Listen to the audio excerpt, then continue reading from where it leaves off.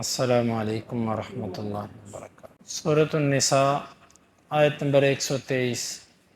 اعوذ باللہ السمیع العلیم من الشیطان الرجیم من ہمزہ ونفخہ ونفثہ لیس بامانیکم ولا امانی اہل الکتاب، نہ تمہاری آرزوؤں کے مطابق اور نہ اہل کتاب کی آرزوؤں کے مطابق۔ من یعمل سوءا یجزا بہ، جو کوئی برا عمل کرے گا اس کو اس کا بدلہ ملے گا۔ ولا یجد لہ من دون اللہ ولی ولا نصیرا، اور وہ اپنے لیے اللہ کے سوا نہ کوئی دوست پائے گا نہ کوئی مددگار۔ اس آیت مبارکہ کا پس منظر بعض مفسرین نے یوں لکھا ہے۔ امام ابن کثیر رحمۃ اللہ علیہ نے قتادہ سے اور دیگر مفسرین سے اس کا مطلب یہ لکھا ہے کہ کچھ یہود و نصارہ نے اس بات پہ فخر کیا۔ وہ کہنے لگے کہ ہمارا نبی تمہارے نبی سے پہلے آیا، ہماری کتابیں بھی تمہاری کتابوں سے پہلے اتری، اس لیے ہم رب کے زیادہ قریب ہے بنسبت تمہارے، کیونکہ ہمارا تعلق رب کے ساتھ تم سے پہلے کا ہے، تم بعد میں آئے ہو۔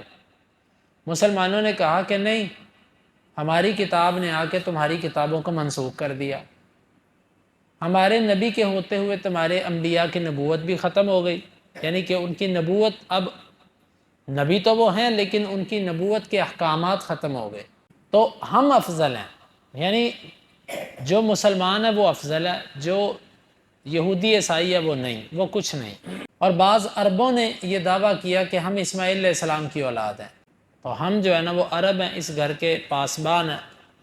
اللہ رب العالمین نے ایک حتمی فیصلہ اتارا، لیس بامانیکم ولا امانی اہل الکتاب، نہ تمہاری آرزوؤں کے مطابق کوئی افضل ہو سکتا ہے نہ اہل کتاب کی آرزوؤں کے مطابق۔ مطلب اسلام کی طرف نسبت کر لینے سے کوئی بندہ افضل نہیں ہو جاتا، یہودیت کی طرف نسبت کر لینے سے کوئی بندہ افضل نہیں ہوتا، عیسائیت کی طرف نسبت کر لینے سے کوئی بندہ افضل نہیں ہوتا۔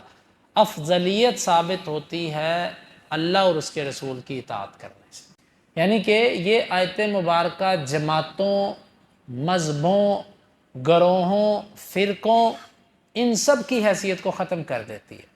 کوئی اپنے آپ کو اہل سنت کہلوائے، کوئی اپنے آپ کو اہل حدیث کہلوائے، کوئی اپنے آپ کو مسلمین کہلوائے، کوئی اپنے آپ کو مومنین کہلوائے، اس کہلوانے کی اللہ کے ہاں کوئی حیثیت نہیں ہے۔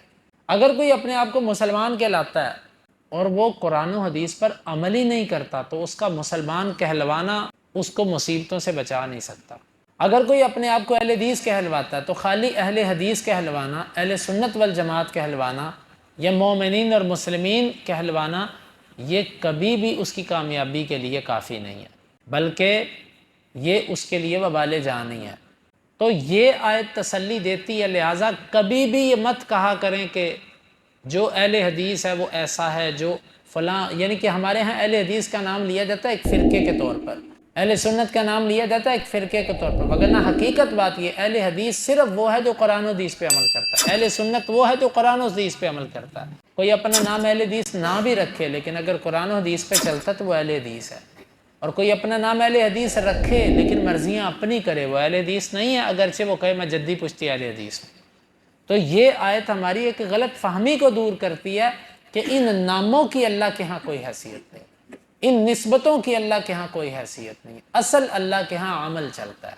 اور یہاں سے یہ بات بھی ثابت ہوئی، ہر وہ دعویٰ، ہر وہ تمنا، ہر وہ آرزو جو بغیر دلیل کے ہو وہ اس کی کوئی حیثیت نہیں۔ مثلا کئی لوگوں نے ایسی آرزویں لگا رکھی ہیں، ہمیں فلاں کی سفارش مل جائے گی، فلاں، جب تک کسی چیز پر، کسی آرزو پر دلیل پیچھے کھڑی نہیں ہے کچھ نہیں ہے۔ دوسری بات، من یعمل سوءا یجزا بہ، جو کوئی برا عمل کرے گا اس کو اس کی سزا دی جائے گی۔ دنیا کے اندر برے عمل کرنے والے دو طرح کے لوگ ہیں، کچھ تو وہ ہیں کہ جو کافر ہیں، جو کافر ہے اس کو اگر دنیا میں سزا ملتی ہے تو وہ بھی بطور عذاب، لیکن آخرت میں بھی ملے گی، لیکن اگر دنیا میں سزا نہیں ملتی تو آخرت میں اس کو ضرور ملے گی۔ کافر یعنی کافر کا معاملہ کبھی اس کو دنیا میں بھی سزا ملتی ہے اس کی برائیوں کی، اور کبھی دنیا میں تو نہیں ملتی لیکن اللہ اس کی ساری سزائیں آخرت کے لیے جمع کر لیتا ہے۔ یہ تو بات ہو گئی علیحدہ۔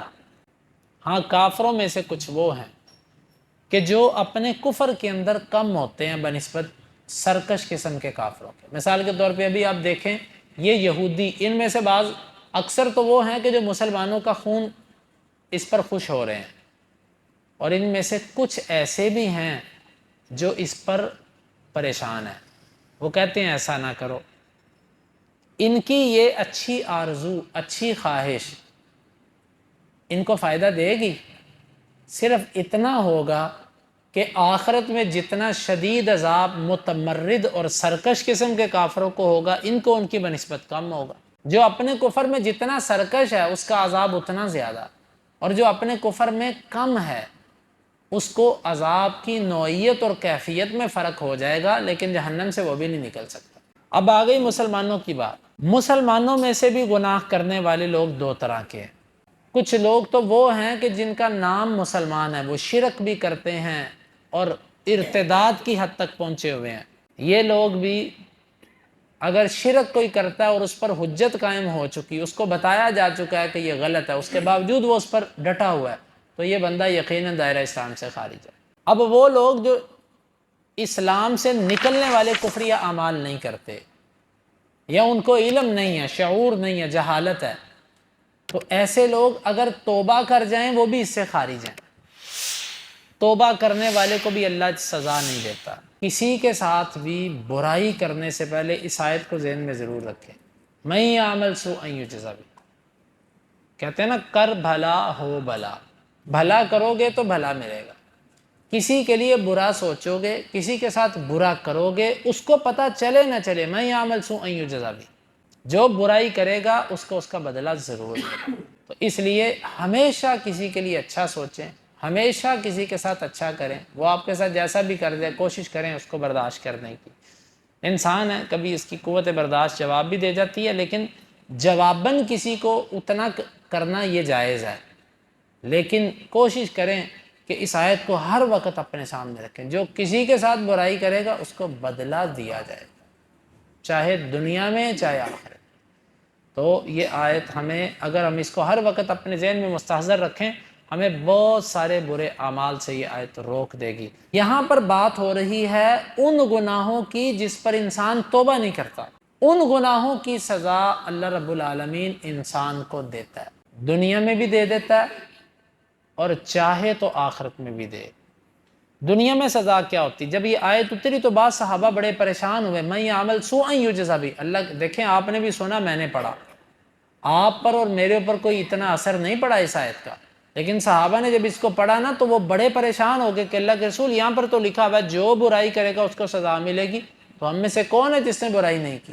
آپ صلی اللہ علیہ وسلم نے فرمایا کہ دیکھو، تم بیمار ہوتے ہو، تمہیں پریشانیاں آتی ہیں، تمہیں دکھ درد ملتا ہے، کسی کی فوتگی پر، کسی چیز کے چھن جانے پر، مال کے نقصان ہونے پر، کبھی کانٹا چبھ گیا، کبھی کوئی تکلیف، کبھی بیماریاں، کبھی دکھ، کبھی غم، کبھی کچھ کبھی کچھ۔ فرمایا کہ یہ اللہ رب العالمین کی طرف سے تمہارے ان گناہوں پر تمہیں سزا دے دی جاتی ہے۔ یعنی اللہ تعالیٰ اپنے بعض مومن بندوں کو دنیا میں ہی سزائیں دے کے، کبھی چوٹ لگ گئی، کبھی نقصان ہو گیا، کبھی کوئی بڑا قریبی پیارا اپنے سے جدا ہو گیا، اس طرح دکھ، غم، پریشانیاں یہ مومن کے گناہوں کو مٹاتی ہیں۔ صحیح مسلم کی حدیث ہے، اللہ کے نبی صلی اللہ علیہ وسلم نے فرمایا کہ مومن کو کسی قسم کا غم، کسی قسم کی مصیبت، حتیٰ کہ اس کو اگر کوئی کانٹا بھی چبھتا ہے تو اللہ اس پر بھی اس کو اجر دیتا ہے، یعنی اللہ تعالیٰ اس کے گناہوں کو معاف کرتا ہے۔ تو معنی یہ نکلا کہ مومن آدمی کو دنیا کے اندر جتنی بھی پریشانیاں اور تکالیف آتی ہیں، یہ اس کے گناہوں کا اللہ ساتھ ساتھ صفائی کرتا جاتا ہے۔ عبداللہ بن زبیر رضی اللہ عنہ جس وقت ان کو شہید کیا گیا اور ان کو لٹکا دیا گیا مکہ میں، عبداللہ بن عمر رضی اللہ عنہ ان کے پاس سے گزرے اور کہنے لگے کہ رحمک اللہ یا ابا خبیب، ابو خبیب تیرے پر اللہ کی رحمتیں ہوں، مجھے تو اتنا پتا تو بہت صوامن قوامن وصالاً للرحم، تو بہت ہی زیادہ روزے رکھنے والا اور بہت ہی زیادہ تو نمازیں پڑھنے والا اور بہت ہی زیادہ صلہ رحمی کرنے والا۔ اور ساتھ کہا کہ اللہ تجھے اس کے بعد کوئی، میں یقین رکھتا ہوں اللہ تجھے سزا نہیں دے گا۔ کیوں؟ عبداللہ بن زبیر رضی اللہ عنہ کا معاملہ حکمرانوں کے ساتھ تھا، اس کا بدلہ وہ کہتے تھے اللہ نے تجھے یہ تکلیف کی صورت میں دے دیا۔ اب ان کے معاملے اللہ کے ساتھ ہیں، تجھے اللہ نے یہیں پر بری کر دیا کہ تجھے شہادت دے دی، تجھے یعنی کہ ایک تکلیف کی موت ملی، لیکن تو بری ہو گیا۔ تو بعض دفعہ ایک بندہ نیک بھی ہوتا ہے، پرہیزگار اور تقوی دار بھی ہوتا ہے، ساتھ ساتھ پریشانیاں، مصیبتیں، دکھ، غم، یہ اس کے کچھ برائیوں کی اس کو سزا ہوتی ہے، اور یہ اللہ تعالیٰ دیتا ہے۔ بعض صورت میں بدنامی ہو جاتی ہے، بعض دفعہ بدنامی، بری شہرت بھی ایک سزا ہوتی ہے۔ وَجَعَلْ لِي لِسَانَ صِدْقٍ فِي الْآخِرِينَ، اچھی شہرت اللہ کی نعمت ہے، بری شہرت یہ ایک سزا ہوتی ہے۔ تو اس کا مطلب یہ ہے کہ جو بندہ بھی گناہ کرے اور وہ توبہ نہ کرے، اس کو اللہ بعض دفعہ دنیا میں، اگر دنیا میں نہ ہو تو پھر آخرت میں معاملہ اللہ کی مشیت کے تابع ہے، اللہ چاہے تو سزا دے، چاہے تو معاف کر دے۔ تو بہرحال توبہ کرنے والا بندہ اس سے بچ جاتا ہے۔ اسی لیے کوشش کرنی چاہیے ہر روز اللہ سے جب استغفار کریں تو اپنے گناہوں کو سامنے رکھ کے کریں، تاکہ اللہ ہمیں ان مشکلات اور مصائب سے بھی۔ پھر بعض دفعہ ایسے بھی ہوتا ہے کہ بندہ بڑا ہی متقی ہے، پھر اس کو مصیبتیں آتی ہیں، اللہ پھر اس کے درجے بلند، جس طرح ہمارے نبی صلی اللہ علیہ وسلم تھے۔ آپ کو بعض دفعہ پریشانیاں آتی، دکھ آتے، آپ کو بعض دفعہ بخار ہوتا تو 2 بندوں کے برابر بخار ہوتا، تو آپ کو یہ کیوں آتا؟ درجات کی بلندی کے لیے۔ تو بعض دفعہ درجات کی بلندی کے لیے بھی یہ ہوتا ہے۔